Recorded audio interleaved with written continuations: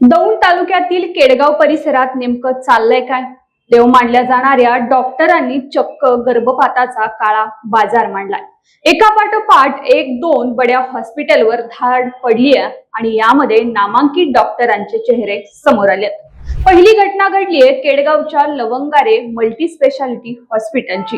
येथील मुख्य डॉक्टर स्वाती लवंगारे या स्त्रीरोग तज्ञ नसतानाही तिथे गर्भपाताच्या गोळ्यांचा मोठा साठा करून बेकायदेशीर गर्भपात करत होत्या। पण यातला धक्कादायक ट्विस्ट म्हणजे या काळ्या धंद्याला उरुळी कांचनच्या माहेर हॉस्पिटलचे डॉक्टर तुकाराम मोटे हे आपल्या सही शिक्क्याने गर्भपाताच्या गोळ्या पुरवून पाठबळ देत होते।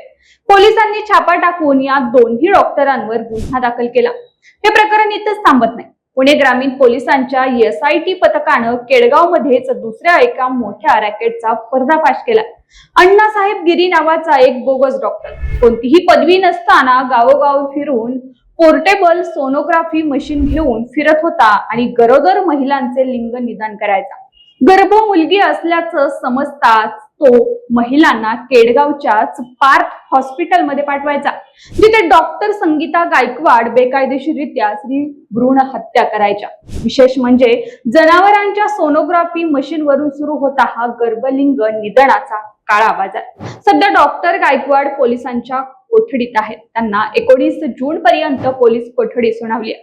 केडगाव आणि यवत परिसरात एकाच वेळी उघड आलेल्या या दोन वेगवेगळ्या प्रकरणांमुळे पूर्ण पुणे जिल्हाच हादरला।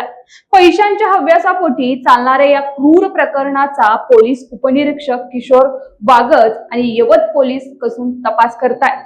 स्त्री भ्रूण हत्या आणि बेकायदेशीर गर्भपात करणाऱ्या या अशा डॉक्टरांना कोणती शिक्षा झाली पाहिजे? तुमचं मत कमेंट बॉक्स मध्ये नक्की कळवा आणि अशा क्राईम्स अपडेटसाठी आपल्या पेजला आत्ताच फॉलो करा।